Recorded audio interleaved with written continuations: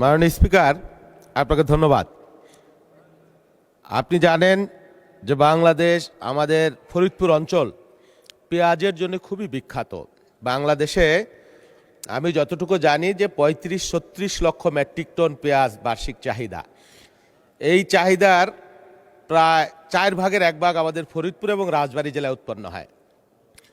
কিন্তু দুঃখজনক হলো যে পেঁয়াজ চাষিরা পেঁয়াজের মূল্য পায় না।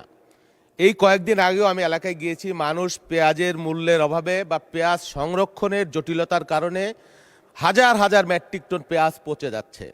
কিন্তু এটাও আবার দেখি যে বছর শেষে যদি কখনো পেঁয়াজ আমদানি করতে হয়, একটা মহামারী লেগে যায়। ভারত থেকে পেঁয়াজ আমদানি করতে হয়, চায়না থেকে পেঁয়াজ আমদানি করতে হয়।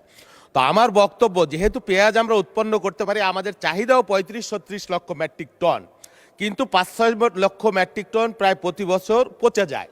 এটা আমরা ভালোভাবে সংরক্ষণ করতে পারছি না, বা এই উৎপাদন আমরা আরও বাড়াতে পারি যদি রাষ্ট্রীয় সরকারি পৃষ্ঠপোষকতা হয়। আমাদের কিছু কিছু পেঁয়াজের এয়ারফ্লো মেশিন দিচ্ছে, সেটা খুবই অপ্রতুল।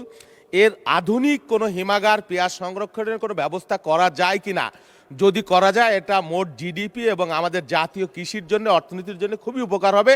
এবং সবচাইতে বড় কথা, যে এলাকার হাজার হাজার কৃষক যারা শত শত মন পেঁয়াজ উৎপন্ন করে, তাদের জন্য, জীবনমানের জন্য এবং বাংলাদেশের কৃষির জন্য সেটা উপকারী হবে। এবং একই সাথে এইটুকু বলে রাখি, যদি এটা নোটিশে নাই, যে আমাদের এলাকায় বলা হয় যে সোনালি আসে ভরপুর। আমি আমার সময়ের মধ্যেই বলবো যে ভালোবাসি ফরিদপুর, কিন্তু সেই পাট এবারও বিস্তর, হাজার হাজার হেক্টর জমিতে বিস্তর পাট হয়েছে। সেই পাটের যাতে ন্যায্য মূল্য পাঠিয়া পায় এবং পাটের যাতে আবার সেই সোনালি দিন ফিরে আসে, এই বিষয়ে বস্ত্র পাট মন্ত্রণালয় এবং পেঁয়াজের বিষয়ে কৃষি মন্ত্রণালয় একটু খেয়াল রাখবেন।